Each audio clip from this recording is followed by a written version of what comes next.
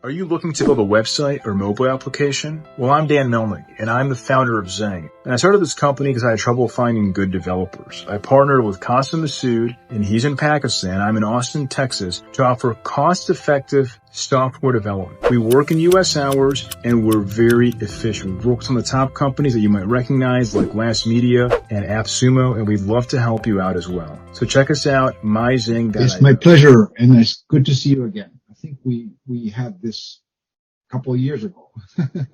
Yeah, exactly. So I'm very happy.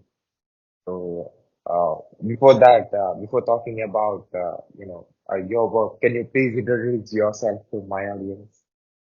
Yes, I'm Al Saavedra. I've been a computer type for a long time. My idea is to apply computers to achieve a sustainable economy. And there's many ways of doing that. Right now, my focus is on ESG, environmental, social, and governance framework for companies. I'm the VP of Operations at Advance ESG, which is a nonprofit and our focus is on verifying ESG reports by companies and so on. ESG is something that is being adopted by many investors. Even oil companies are getting ESG input from investors, from shareholders. The idea is that the more information there's out there about sustainability, the better the chances are that we achieve a sustainable economy. Having said that, I'm all for ending the burning of fossil fuels as soon as possible to prevent a climate catastrophe. You're in India and you've been suffering from droughts and extreme heat and things like that, right? Yeah. So, to the degree that we can stop burning fossil fuels before we reach a point of no return, we have a chance. So I do all I can to give information to decision makers.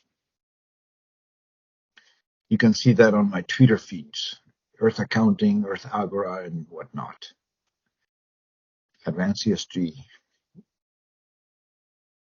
So it is a non-profit organization. Yes. At this point, it is a non-profit organization. We're official non-profit organization.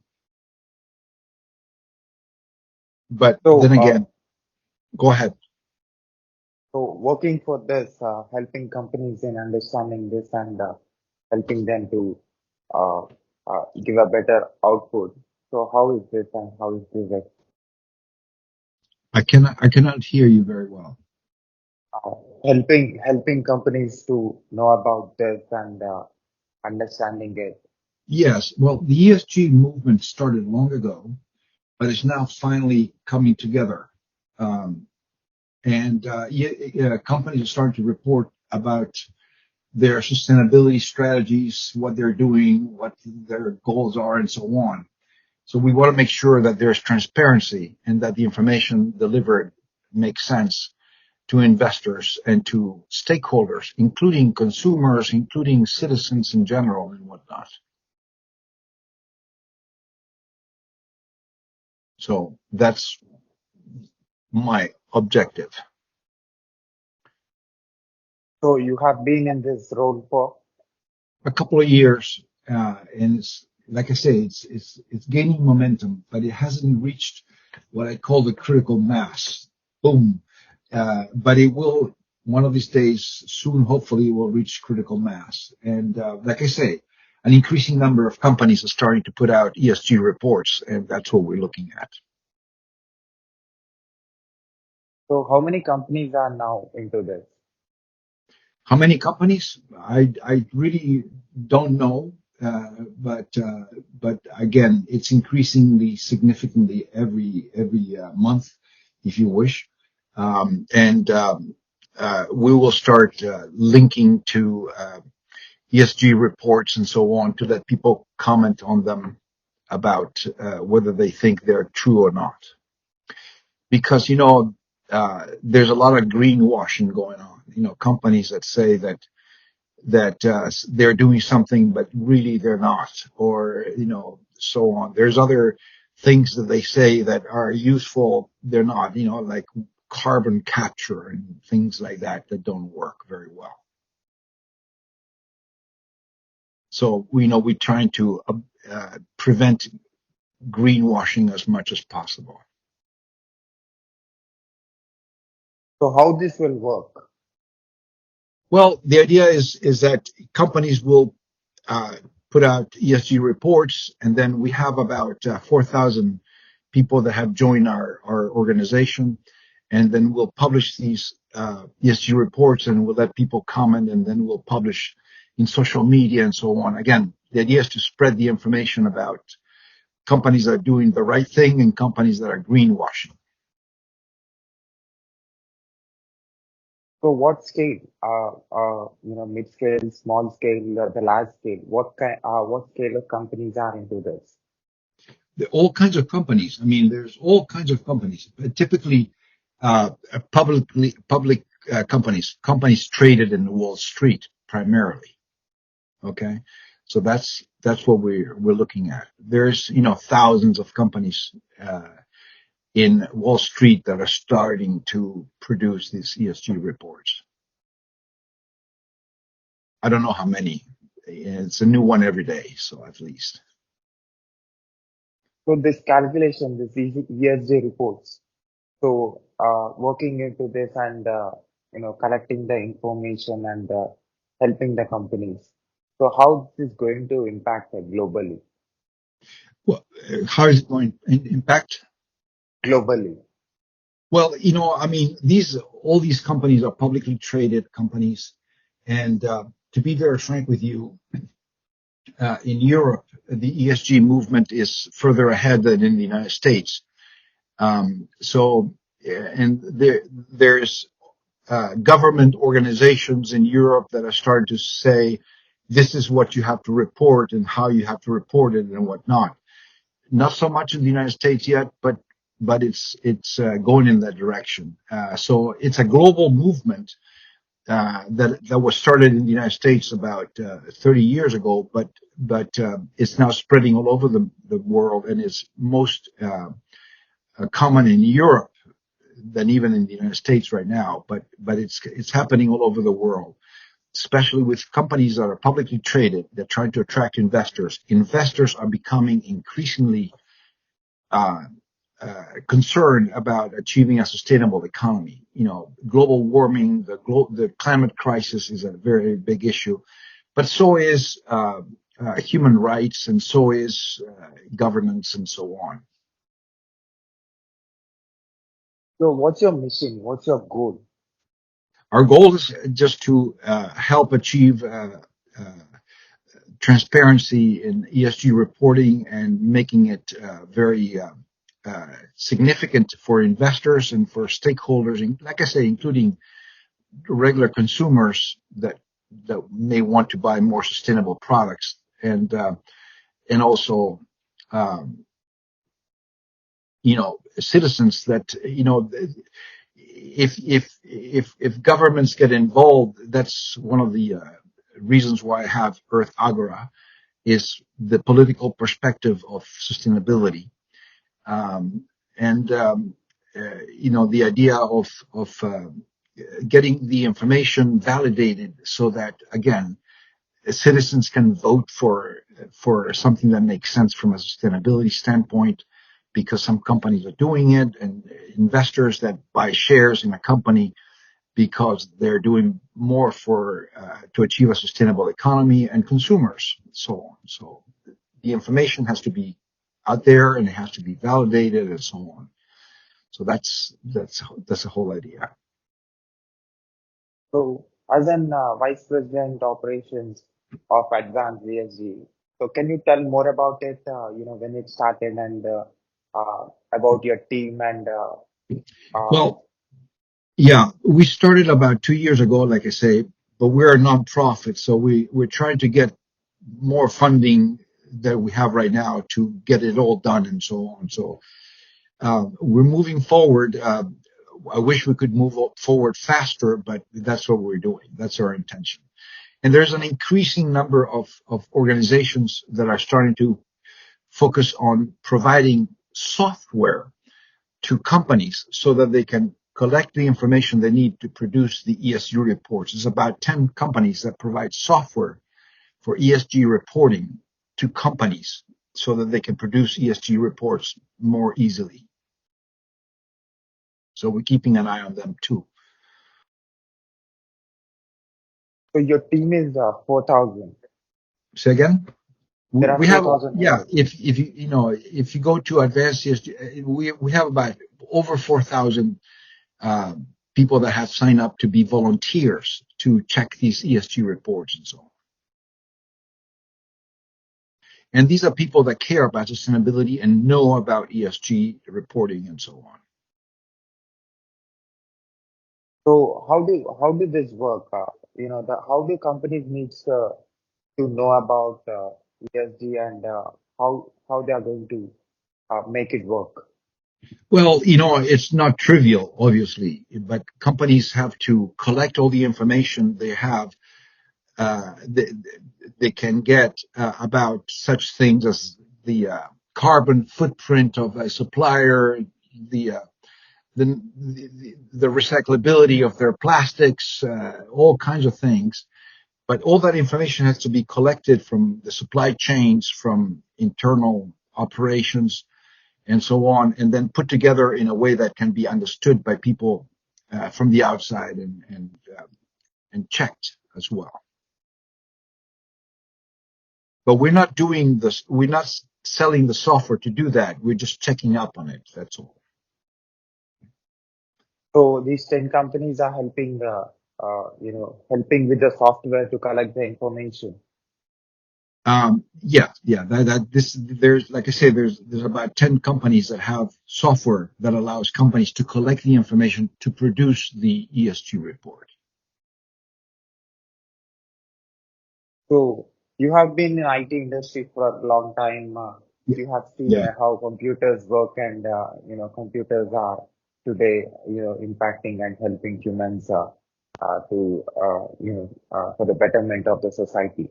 And now you are into environment science and trying to help humanity in giving the uh, better society. So how is this and how satisfied you are being in this role? Well, the big thing in the computer industry right now is artificial intelligence. And, there's artificial intelligence. You have to look at things from what I call the pyramid. You have at the bottom, you have data. Above that, you have information, which is data about data. Above that, you have knowledge, which is information about information. And that's where artificial intelligence is. They look at the different uh, sources of information and they put together a conclusion based on the information they get from information. And that's knowledge. And that's where artificial intelligence is. Now, eventually, artificial intelligence will be able to produce all the ESG reports and so on. And artificial intelligence may be used to verify the validity of ESG reports and whatnot. Then again, artificial intelligence has other issues. It consumes a lot of electricity, as you know, and the electricity has to come from renewable sources. Otherwise, it has a negative impact on the planet and so on. So even artificial intelligence companies have to produce ESG reports about where they get their electricity and so on. So there are a lot of them, including Google and Microsoft, are installing renewables to power their artificial intelligence data centers, but it's not happening fast enough. So Advance ESG is going to work for United States or No, no, we're looking at the whole planet, but yeah, we're focusing in the United States right now, but we're looking at the whole planet. And, many of these companies in Wall Street happen to be global companies, so they have a footprint all over the planet. So, it's one way to do it, but there's other organizations outside Wall Street that make sense. So how government is going to be supportive for this? Say again? How government is going to support this? Well, hopefully governments, especially, are becoming more conscious of the fact that citizens that vote in democracies are becoming concerned about achieving a sustainable economy. The number of extreme weather events around the world is increasingly, and people are becoming aware that there's something happening with the climate and we got to do something about it. So these, in democracy especially, people are starting to vote based on that information they have about global warming. So governments are starting in democracies. Now, there's other countries, like especially China, which is not a democracy, that are leading the way in two areas that are crucial to achieve a sustainable economy. China is leading in the use of renewables for electricity production and the production of electric vehicles, electric cars. China is way ahead of everybody else. Now, per capita, there's other countries like Norway that are far ahead from China, but China is the second largest economy in the world, and it's doing a lot for achieving a sustainable economy. Maybe because the Chinese think several generations ahead, not just one election ahead. And I understand that, India is a democracy, and there's elections this year in India, right? Yeah. And I starting to look at whether global warming and climate change is becoming an issue in the politics of India, but the reports that I'm reading say that it's not quite there yet. What do you think? I'm curious about your opinion as to whether sustainability and global warming will be issues that some people in India will consider for their votes. Yeah, that's what my next question is. India is one of the largest democratic countries on the planet. So, how do you think this is going to be helpful for the betterment of India, and also how this is going to be contributing to the planet? Well, of course, India is, second largest country by population after China, I think. But if you look at the map of countries that are most threatened by global warming, India is one of the most threatened by global warming as we speak. The Indian Ocean is heating up, and there's problems with fishing in the Indian Ocean because the waters are getting too warm and the fish are going away and things like that. So India is going to be one of the most impacted countries because of what's going on with global warming. And obviously achieving a sustainable economy in India is crucial.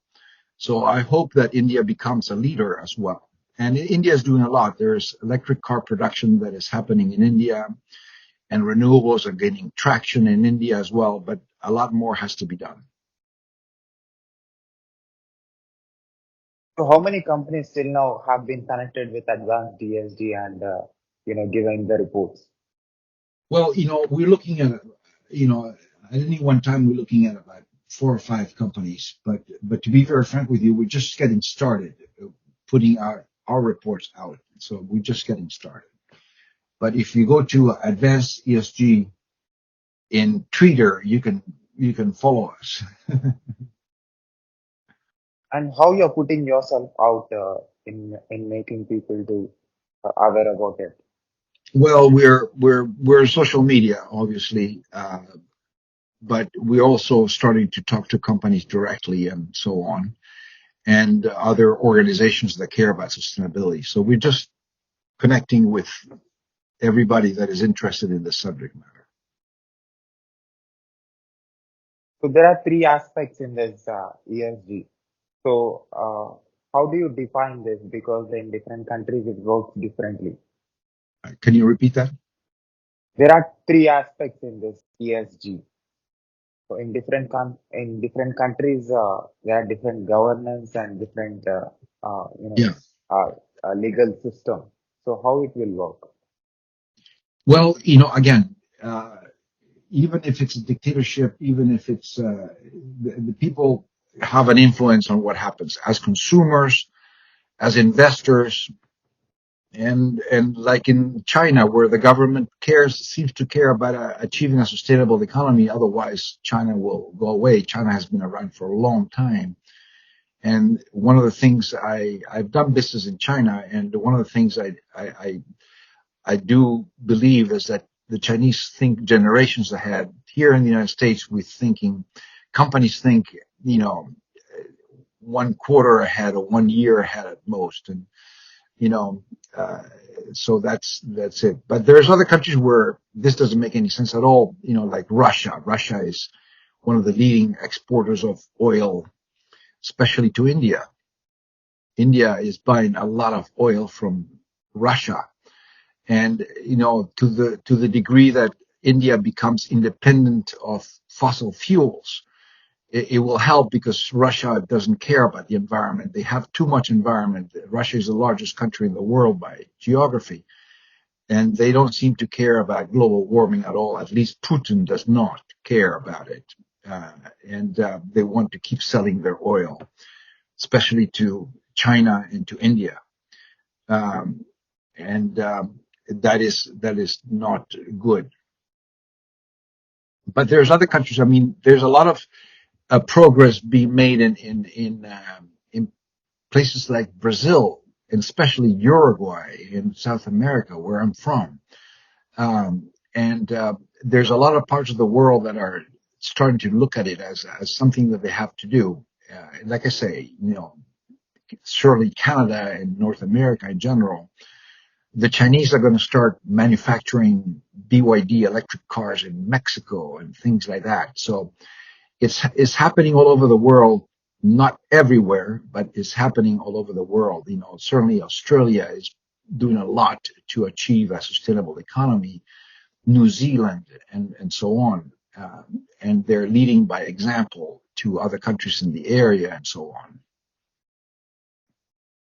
In Asia, the one country that is not doing as much as they should is Japan, perhaps. But there's other countries that are doing quite a bit, including Vietnam, for example, which it's not a democracy as far as I remember. So you have been in an industry from long time, and you have worked in the business side of the technology, and you have seen the business leaders taking decisions, giving consumable products and services, and the interaction between uh, humans and the products and the services. So now you are trying to understand uh, and give the better service and uh, quality product to the consumer. Not quality products, but products that are what is called eco-friendly, that are friendly to the environment, to the ecology. And the more eco-friendly products that are available, and the more consumers become conscious about what they buy and so on, the better the chances are of achieving a sustainable economy. So we need to get the word out that this is what we have to do. And again, China may be a dictatorship, but it is also a capitalist country. Russia has become a capitalist. Capitalism has succeeded in becoming the framework for an economy that does well. And capitalism really it depends on what investors do and what consumers do, because, as long as investors and consumers become more interested in achieving a sustainable economy so that the future generations can live in this planet better than they do, we have a chance of succeeding. Can you give some stats, that globally, other statistics? Well, the big figures right now is that, for example, electricity produced from burning coal has gone down as much as 30% in the last couple of years. And the amount of clean energy from renewables, from solar and wind, has increased dramatically. And the number of cars, electric cars that don't burn fossil fuel, is increasing all over the planet. Everywhere in the world, people are saying, maybe we should drive an electric car. Not only is cheaper, but also is better for the environment. So this is happening all over the world. And right now, all I can tell you is that based on I do some polls with people that know about things and whatnot. And the general idea is that we need to stop burning fossil fuels by 2035. In 11 years, we need to stop burning fossil fuel as soon as possible, much earlier than the COP25 said that we had to stop burning fossil fuels by 2050. That's what they decided 2 years ago, that that's what had to happen. It has to happen faster, or we may reach the point of no return. The point of no return is when whatever we do, it doesn't matter. The planet is going to get hotter. It's going to be a climate catastrophe that we face. And the point of no return, for example, could be when the planet gets warmer and the methane from the permafrost in northern Canada and Siberia starts coming out, and it becomes too late to stop global warming by not burning fossil fuels because methane starts coming out of the permafrost.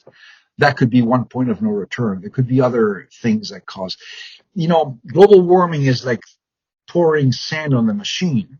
And as you pour sand on the machine, eventually the machine stops working. There's extreme weather events. There is agriculture. The price of rice is going up because of global warming. The price of coffee is going up. I drink coffee, and the price of coffee is going up because of global warming. Chocolate is becoming more difficult to grow because of global warming and so on. So the food production, there's all kinds of consequences.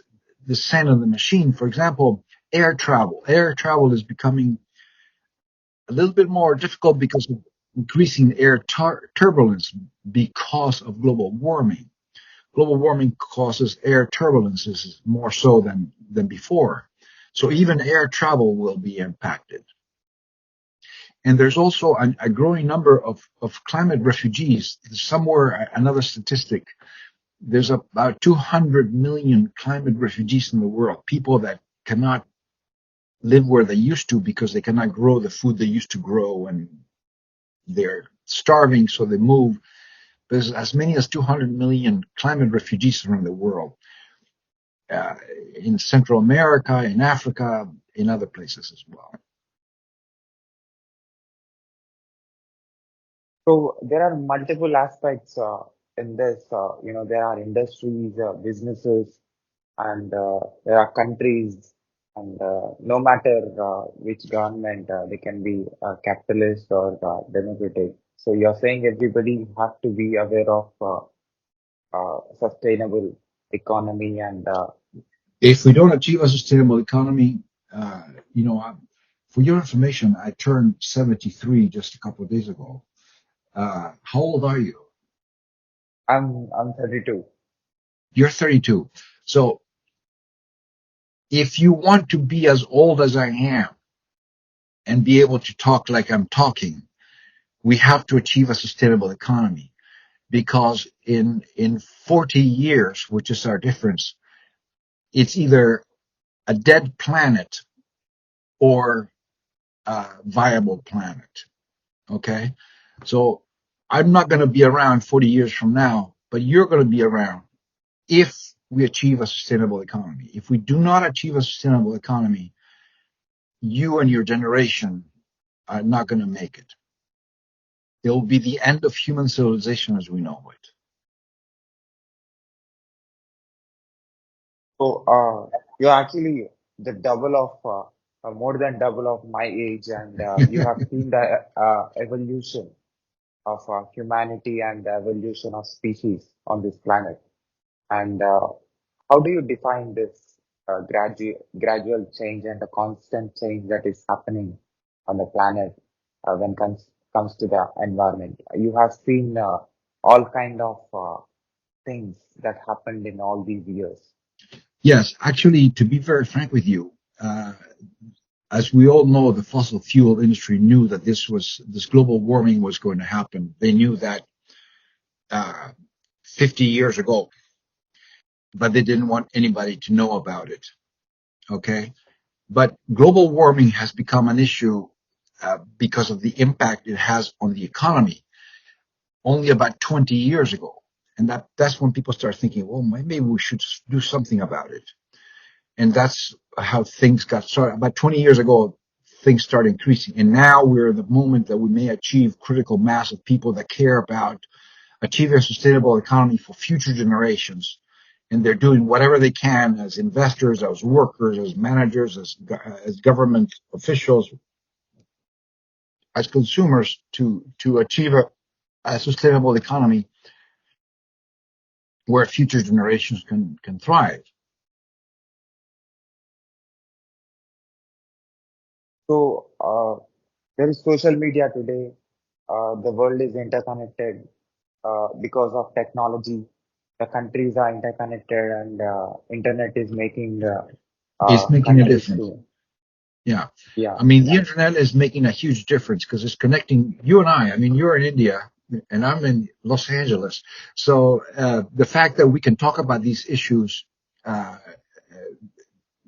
and communicate with everybody through social media increases the probability that enough people will be aware of what has to be done and get it done. So this has to be more than the business aspect that the leaders and the owners of the companies that they are doing for the consumers. They have to also be responsible for the environment as well. That's what you're saying. Absolutely. Companies, uh, government agencies, like I say, citizens, community. One of the things I'm trying to do, just to give you an idea, here in Los Angeles, there's an increasing number. California leads the United States as far as electric vehicles and things like that per capita. And on California also is one of the top states as far as electricity produced from clean energy, from renewables, solar and wind, and so on. So it's increasing, but we have to show the impact of what we're doing and so on. And it's all thanks to the ability to communicate via social media that makes it possible for people to vote for the right people and buy the right product and invest in the right company and so on. Social media is making a huge difference. Then again, social media can be used for negative purposes. We know that, but it can also be used for positive purposes. So especially in democratic countries where public is going to decide, who is going to lead us and who is going to rule us. Yeah, the democracies. But then again, for example, China is not a democracy, but they're leading in renewable energy and electric vehicles.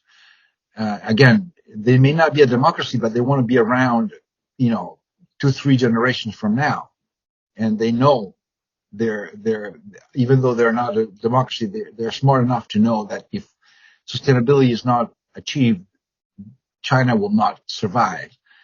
I have my own theory about China looking at Siberia as their future territory, but that's another story.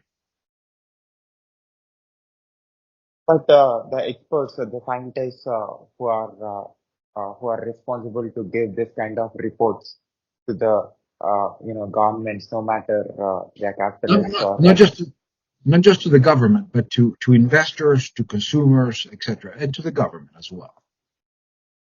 ultimately they are the responsible. Yeah. Yeah, that's, people have to, if all you care about is making a profit, it's not going to be good. But if you care about making a profit so that future generations exist, and, therefore you have to protect the planet and the people, we also care a lot about human rights. There's some companies that may make electric vehicles, but they may use slave labor for some of the components. So, we are concerned about, that as well. The idea of companies have to look at certainly profit, but also the planet and people, the 3 Ps. And that's part of the reasons why ESG reporting makes sense. ESG stands for environment, social, and governance. Environment is all I have to do with the planet and global warming, whatnot. Social is about the human rights of the people that are associated with that company. And governance is how they make decisions internally.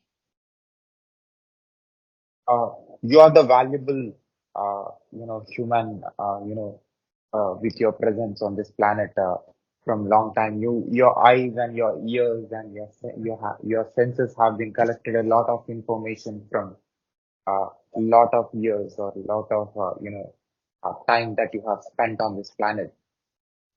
You have seen what happened 30 years or 40 years ago, and you're seeing what is happening now. Your observation comparing that day to today, is going to be extremely valuable. So how do you define this Well, to for your, the future generation who is going to watch and listen to this? let's just say that the next 10 years are critical. If in the next 10 years we do not achieve a critical mass of people around the world in all kinds of countries that are doing everything they can to stop global warming, in the next 10 years, it's over. The next 10 years are critical. And that's why decisions have to be made all over the planet to achieve a sustainable economy. Within the next 10 years, it has to become the one focus that countries have and companies have and people have. Otherwise, it's the end of human civilization as we know it. And, personally, I know I'm not going to be around, as long as you are, but I want to, before I go, I want to be able to tell myself that I've done everything I could. So the startup owners, who are starting the new businesses and going to use different kind of energy, and they are going to watch this. And I have interviewed a lot of business owners, also a business owner, who is responsible for the oil and you know For the the what? I have interviewed an expert or the professional who is working also in oil industry from United States. The same what you have said, he said the same, and he's saying using this energy, how this is impacting humanity, and regularly they are working and they are seeing, and but still he's very responsible, as a human being, and he told the consequences of using fossil fuels. Like I say, even the fossil fuel industry is starting to understand what will happen if the global economy is destroyed and nobody's buying their oil because nobody can afford it anymore. It just happens that energy from wind and solar is cheaper than from any fossil fuels right now. It's already cheaper. Okay. So that's good for profit, but it's also good for the planet. It's also good for the people, because if it's good for planet, it's good for the people as well. Okay. So things are happening. Hopefully will happen fast enough. You know, it's not guaranteed that we will achieve a sustainable economy, but if we don't try everything we can, we will certainly not. Can I say already Tesla took this responsibility and being the inspiration to the businesses around the world? We try what we can. Uh, I can also see, space industry is also using the solar power and trying to reduce the effect. Yeah. For your information, I was involved in solar energy 50 years ago. So that's when I got involved with solar energy. 45 years ago, something like that. So the technology is there. We have the technology. Let's put it to work so that we can achieve a sustainable economy. The technology is there. Certainly there's other problems that are going to have to be addressed, like the plastic pollution and all that. We don't have the technology to achieve sustainability when it comes to plastic waste yet, but if we focus on that, eventually something will happen. So because of social media, the awareness is already started. People started knowing the do's and don'ts and cause and the effect of everything that companies are doing. That's the idea. For your information, I started getting concerned about global warming through social media 20 years ago. So it's been around for a while. It's been around for a while. For your information, I was also the CEO of a social media company back in the 90s. So right after you were born. So you are into user experience and all. You are also into the production. Yeah, again, we have to get funded to do it, properly and whatnot. But again, that's what we're trying to do, and we welcome any volunteers, we welcome any investors, we welcome anybody that wants to cooperate. So as a VP, operations, in this 2 years, what did you observe and what kind of information and what kind of reports that you got? We have not produced reports ourselves, but like I say, we're forming the volunteer organization to do things. But again, we're just getting started. This is just happening now. It takes a nonprofit is a little bit slower moving than a for-profit company. But again, that's what we're trying to do, and hopefully we'll succeed. So what's your social media presence? Again, Twitter is a big one. Excuse me, X. Don't get me going on that. But we have Earth Accounting, Advance ESG, Earth Agora on Twitter, and I think I sent you the names via Twitter in the message and so on. So that's our main focus. But certainly we will use other social media whenever it makes sense. TikTok and Instagram are not for us at this point. Facebook is different. So Twitter is the action. So ultimately, the decision makers are the observers. Are going to have the reports and the information about this.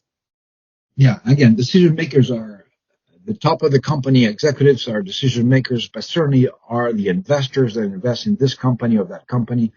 And certainly consumers make decisions as to which product to buy, and government officials make decisions as to what law to promote and so on. So decisions are what makes the economy function, and better decisions with better information is what we're looking to promote. Do you have a mechanism or a software or artificial intelligence that you think that is going to work in helping No, and no, understanding the production and the consumption? not yet. Again, we're going to take advantage of the fact that we have 4,000 volunteers that care about the subject matter, that will give their opinions, and then we'll have to rank their opinions and let people interact to exchange information and so on about what they know about a company, uh, and hopefully will help everybody make better decisions. So tell me about your team. My what? Your team. Well, our team is very small right now. We have about 10 people in our team.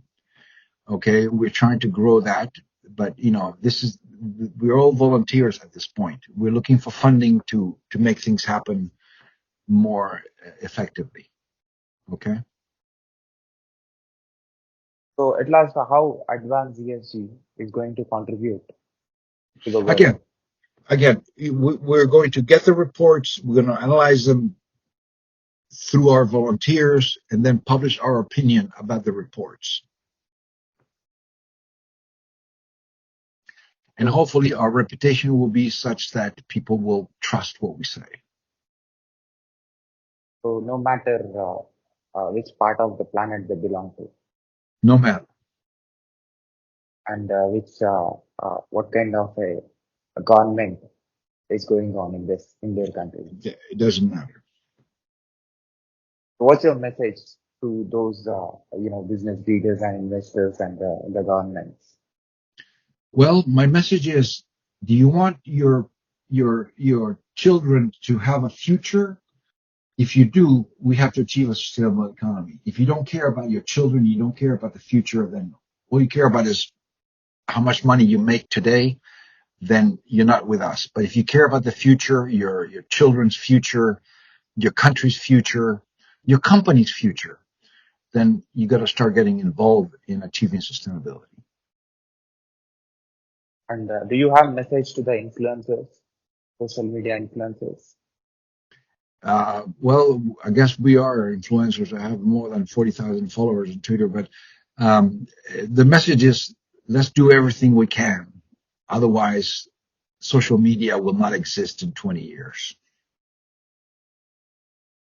So Maybe artificial intelligence will survive and it'll become conscious and it will decide to achieve a planet where it can survive, but that's not good for humanity at this point. So how with this social media the accountability is going to be and the regulations and the governance? Well, there's all kinds of issues, with government influence in social media, with companies' influence in social media. There's all kinds of things happening. I mean, this is what happens in the public square. The social media is a new public square. Democracy started. You know where democracy started? No. It started in Greece in what is called the Agora. The Agora was the market outside Athens where people bought and sold whatever they produced and other people wanted to buy. And they started discussing how to govern and so on. And that's where democracy got started, in a market. Okay? Outside Athens, 500 BC. So, that's the social media now is the new agora, if you wish. Is a new place where people exchange ideas and whatnot. Now, there's evil people. We know that there's evil people. But the majority of people are not evil. Okay? And to the degree that they can exchange information, they can exchange ideas, they can get to know each other through social media, the better. Now, certainly there's bad influences in social media, all kinds of things happening. Don't get me going. but there is people that are getting together and organizing through social media for good purposes. So what are the things that you will tell to those positive influencers, who are trying to have the transparency and give the better society and the better world to the next generation? Like I say, do everything you can.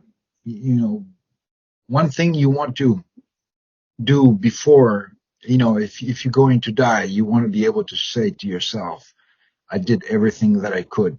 Whatever I could do, I did to achieve future for future generations. That's all. Make sure you do everything you can so that you can die in peace. But experts like you, experienced people like you, giving them the information what happened, long time ago and now, trying to tell the difference between it and how it is going to be impactful to further generations. Like you are going to, be the torch bearer, those people who are actually growing. For actually, As an experienced professional or experienced human being who has been on this planet for a long time, saw the change happen. yeah. And Well, like I say, things change. Technology changes things. All kinds of things change things. But right now, the one thing that is going to start changing everything is global warming. And we have to do everything we can to prevent it from becoming a catastrophe. Okay? So that's where we are now. We have never been in this situation. You can go back to the beginning of the Industrial Revolution, and until now, it was just, well, what technology will do, and consumers, and this and that, and we can drive cars, and we can turn on the light and watch TV and whatnot. But now things have changed. If we do not use all the technology we have available to end global warming, it is the end of human civilization. There will be no human civilization as we know it in the planet. And it could happen as soon as 10 years from now.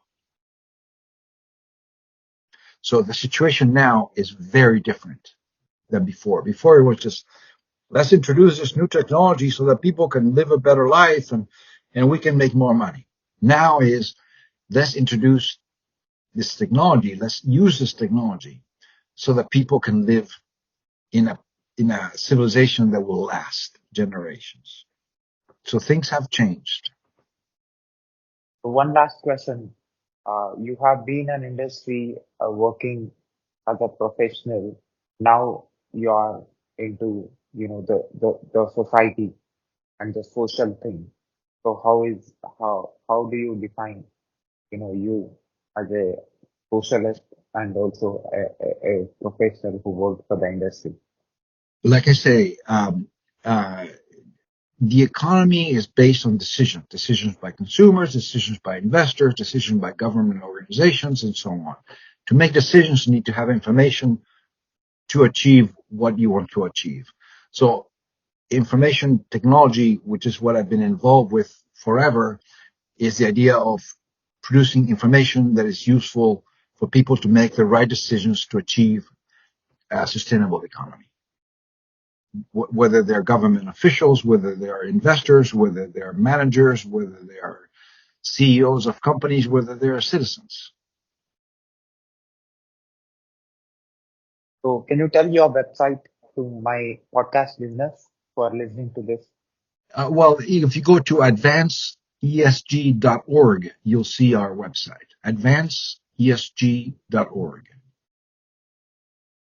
So your team is mentioned there, and your project, your mission is It's all explained there. there. Yeah, Great. advanceesg.org. Okay? I'll share the link, and also I'll put the website link in the description and on the screen, and also in my website as well. People who find this video anywhere on the internet and anywhere on the social media can able to see the work that you're doing, can able to understand, everything that you said till now. And I appreciate it, Sai, and I look forward to the next time we talk.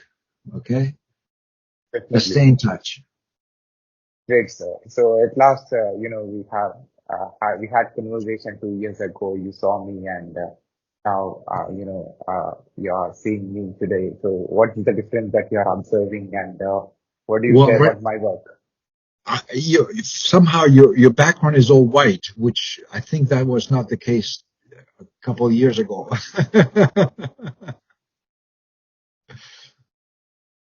So what do you say about my global project that I'm trying to Well, interact with? I'm glad you're doing what you're doing. I'm glad you're doing what you're doing, and I'll do what I can to help you. Okay? So your observation is going to be very valuable for me. So me trying to interact with the business owners, leaders, like you said, who know the governments. I'm also interacting with the people who are into government and also political leaders, and also trying to understand all aspects of the society and all countries, decision making, trying to understand, globally and trying to be a global species. So how this is going to be helpful for me personally, and how this project is going to contribute to the society and the planet. Well, like I say, let's stay in touch. If we come up with something that could make the news, I'll let you know. Okay? So can I put this video on my YouTube channel with your permission? Sure. Let me know. Send me the link. Okay? Sure. Can I also put this audio and video clip on my podcast, website, internet, social media, Sure. everywhere with your permission? Yeah. You have my permission. Sorry. Okay? Thanks again for your time. Thank you for your time. Take care, sir. Keep going. Take care.